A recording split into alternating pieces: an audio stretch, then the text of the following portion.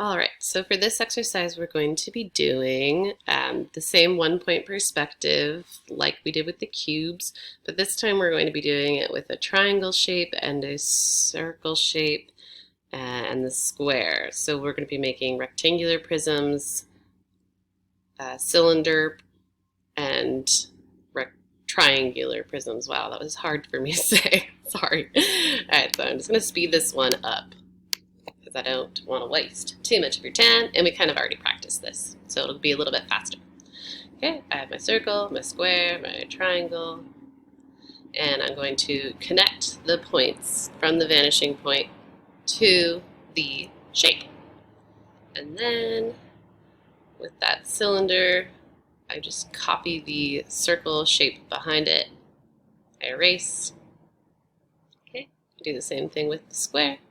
Just like before. This is an example of like extreme foreshortening, right? That box is really receding into the distance. And the triangular prism, I will make a line going from the side of the triangle all the way to where the back of the triangle would be, just like that. And then erase. And connect those corners to the vanishing point, just like before. And align the edges with the back edges, making sure they're the same vertical and horizontal shape. Lining up that front edge and that back edge, doing the same thing with the circles before. I'm going to slow it down because I want to go over what I just did. We'll back it up a little bit. So what's happening here is you might ask yourself, well, why doesn't the vanishing point extend all the way this way? Or how will I know where to put the little stopping points for the line? And the reason we do that is because if that line kept going, your circle like ends right there. So your eye wouldn't be able to see past that. It's not connected anymore, right? There's this big ugly gap. Right here is the last point, theoretically, that the line that extends back can connect to the circle. Okay, and then I'm going to, if I were using like a piece of, or a circular object to trace, I could use that same object to trace in the back edge of the cylinder. But I didn't use that to trace. I'm just going to do it by my own sight. There we go. Same curvature, following that same curved line. And then you go through and erase those vanishing lines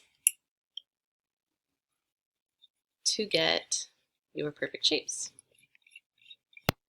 Okay, and now I'm going to shade the parts of this shape, this triangular prism. I made it into a tiny tent. And then I'm doing the same with the rectangular prism and the cylinder.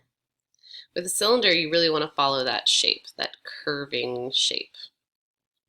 And I'm holding my pencil kind of sideways instead of the way you would normally hold a pencil to do the shading. Oops. Sorry, I skipped around a little bit. So the way that I'm holding the pencil to do shading, it's a little bit more of this, like you're holding it sideways instead of straight up and down the way that you would when you write. That's how you'd hold it when you write, and that's how you hold it when you're shading. It's up to you, but usually using that kind of diagonal edge of your pencil instead of the straight up and down point is going to give you more surface area of lead that's touching the paper, which is going to allow you to cover more space over less time. If you're just using the point, the tip of your pencil, that's going to take forever, and it's going to be kind of hard to get the right effect because it's just going to be such a thin line. It's going to press a little bit harder. Okay, does that make sense? So go ahead and start shading your shapes.